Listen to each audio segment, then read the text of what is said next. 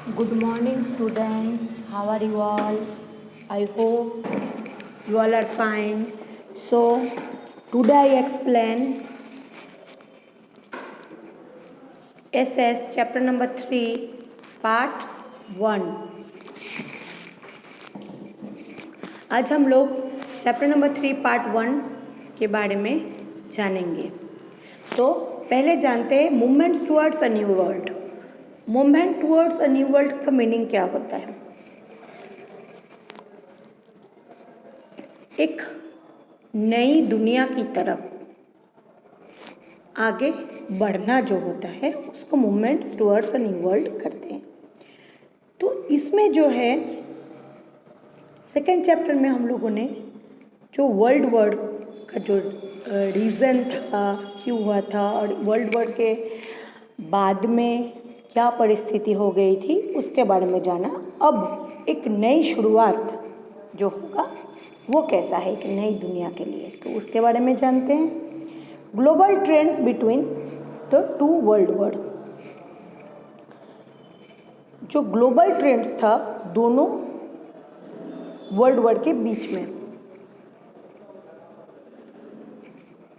After the first world war people become economically poor. First world war के बाद जो है आर्थिक स्थिति लोगों की बहुत ही खराब हो गई, वो गरीब हो गए। The immediate governments in power were unsuccessful in improving this condition. जो गवर्नमेंट्स थे इमीडिएटली उनके जो पावर थे वो अनयूजफुल जो है इस कंडीशन में उन लोगों ने प्रयोग किया। People lost trust in democracy. और ऑब्वियसली अगर गवर्नमेंट ऐसा करेंगे तो लोग तो उसकी जो उसका विश्वास है वो अपने देश की तरफ उसने खो चुका। Dictatorship began in some countries which become a driving force of the second world war.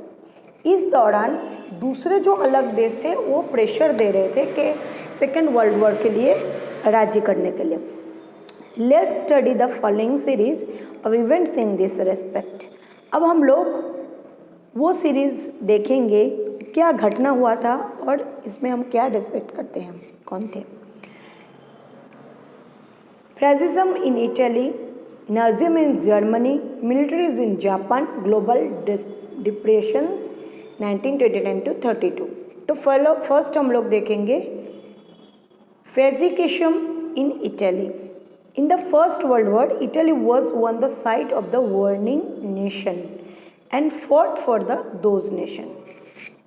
पहले वर्ल्ड वॉर में देखा गया कि इटली जो था वो विनिंग नेशन मतलब जीती हुई देश था जो फाइट कर रहे थे सब अलग अलग नेशन के साथ। It incurred a massive expenditure of $12 billion. उसके खर्चे $12 बिलियन उसका खर्चा हो गया था। इसमें lost lives of 6 lakh soldier और उसने 6 लाख सोल्जर्स भी गंवाए थे। Yet the other winning nation took over the choice territories. जो अलग नेशन था वो जीतने के बाद उसको अलग पसंदीदा उसको जो है टेरिटोरीज मिल गए थे। इटली को उन लोग इग्नोर कर रहे थे, इग्नोरिंग इटली मतलब उसको ऊपर ध्यान नहीं देना। Italy was a angry and frustrated. Italy को उसको बहुत गुस्सा आ रहा था इटली को और वो जो है फर्स्टेड हो गया था, फर्स्टेशन में आ गया था, बहुत ही तनाव में वो आ गए थे। It's nationalistic feeling was the heart of which Italians considered its government responsible and was more than eager to avenge the national humiliations as soon as possible। उसका ऐसा फील हो रहा था इटली वाले को कि जो गवर्नमेंट है वो इस सब की जिम्मेदारी वो है क्योंकि उन लोग बहुत ही उसके साथ खराब व्यवहार कर रहे थे। तो जैसे ही हो सके इन लोगों के इसने नीचपन से हमको बाहर निकालना है जितना जल्दी हो सके, as soon as possible. In order to salvage Italy from such a dead situation. इस इटली में ऐसा ऑर्डर था कि इटली बहुत ही खराब सिचुएशन, खराब परिस्थिति में आ गया था। Benito Mussolini launched the fascist party. जो बेनिटो मुसोलिनी है, उन्होंने एक फैसिस्ट पार्टी को लॉन्च किया, मतलब उसको उसने सामने जो है लॉन्च किया। He adopted a bundle of sticks and eggs, a symbol of supremacy of the Roman Empire, of the symbol of this party. उसने एक बंडल ऑफ स्टिक्स और एक एग्स, मतलब जो कुल्हाड़ी होता है वो उसके सुपरेसर का, मतलब रोमन जो एम्परर है उसके लिए सिंबल ऑफ पार्टी का बनाया था, उसका पार्टी का सिंबल था। Fascism has included from the Italian word facere, which means absolute control of the state on all things. जो फैसिज्म थे वो पूरे इटली में जो थे, मतलब पूरे कंट्रोल करते थे हर कोई चीज़ को। Mussolini maxim was one party, Mussolini का एक ही पार्टी था, वन लीडर, और एक ही लीडर थे। He gave military training his party volunteers, वो अपने जो टीम थे उस पार्टी को वो जो थे मिलिट्री ट्रेनिंग देते थे। हु ओर ब्लैक यूनिफॉर्म, वो ब्लैक कलर के कपड़े यूनिफॉर्म पहनते थे। आफ्टर कमिंग द पावर आने के बाद Mussolini captured Rhodes and Dodecanese island from Turkey. जैसे ही मुसोलिनी के हाथ में पावर आया, वो अकेला लड़ रहा था और उसने खुद एक संगठन बनाया था, खुद एक पार्टी बनाया था। जैसे उसका हाथ में पावर आया तो उसने क्या किया, उसने रोबेट्स एंड डोडेंचस जो आइलैंड्स है तुर्की में, वो दोनों को वो कब्जा में ले लिया।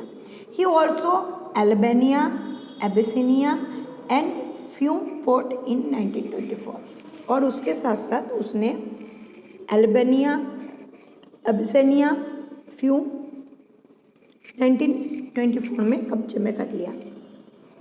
आफ्टर दिस विक्ट्रीज, ये सब विक्ट्रीज के बाद, उसके विजय के बाद, Mussolini snapped all ties on the league of the nations and join the Rome Berlin.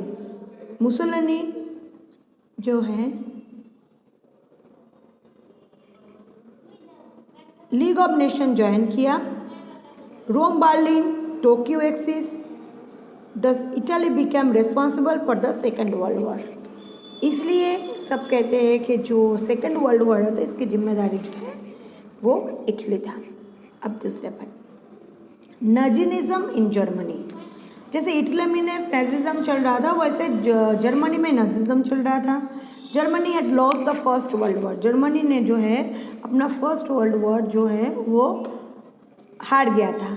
It was a economically ruined, और वो बहुत ही आर्थिक स्थिति में एकदम ख़त्म हो गया था, ध्वंस होता है उसका एकदम डिस्ट्रॉय हो गया था।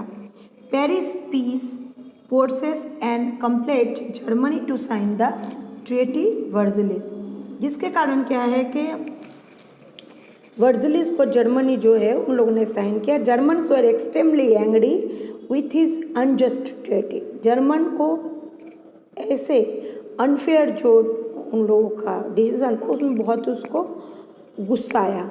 Adolf Hitler join the national socialist German, आप जानते हो एडल्फ हिटलर जैसा कोई नहीं हो सकता, बहुत ही चालाक, बहुत ही क्रूर था हिटलर। तो वो जर्मन की जो हिटलर है उसने जर्मन की जो वर्कर्स पार्टी है उसमें ज्वाइन किया 1999 में, 1919 में। This party came to be known है नाजी पार्टी, वही पार्टी बाद में नाजी पार्टी के नाम से जाना गया। तो the Nazi philosophy include nationalism and socialism, जो नाजी पार्टी थे वो जातीयतावाद और सामाजिकवाद दोनों में ही बात करते थे। After the death of German president Hindenburg, जब जर्मन प्रेसिडेंट हिडेनबर्ग की मौत हो गई, Hitler assume the post of establish the dictatorial rule, Hitler ने उसकी जगह लिया और उसने अपना रूल वहाँ पे स्थापन किया।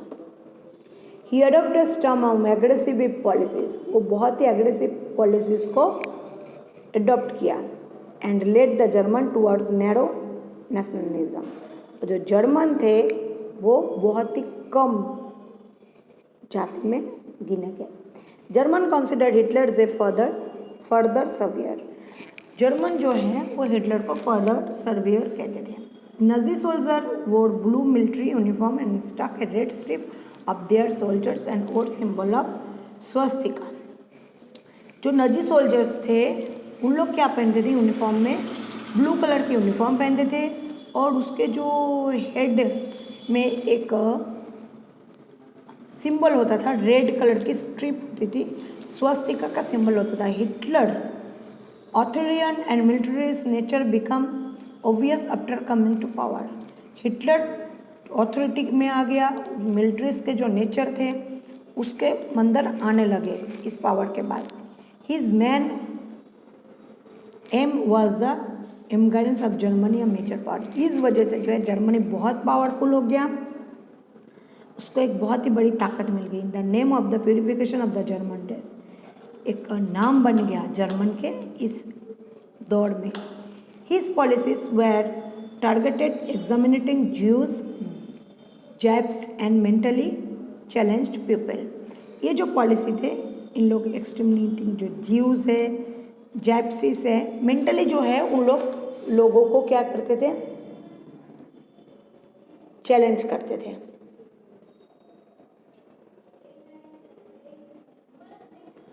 Bye the end of the second world war के दौरान जो यूरोपियन थे, ज्यूज लॉस्ट लाइफ, जो ज्यूज थे उसने अपनी जिंदगी खो दी.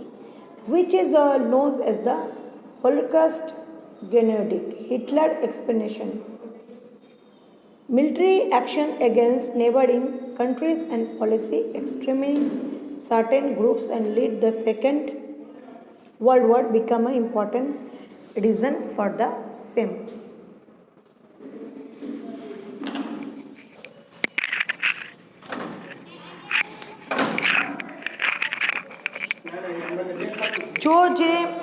जो बुक जो नाज़िज़म पार्टी था, तो नाज़िज़म पार्टी था वो जो है हिटलर के मिलिट्री एक्शन अगेंस्ट में जो है आस पड़ोस के जो देश है उसमें वो लड़ाई करने लगा. उसकी जो पॉलिसी है एक सर्टेन ग्रुप्स बनाया और second world war became important reason of the same. इसलिए जो सेकेंड वर्ल्ड वॉर था उसका भी यही सेम ये था. रेडी? तो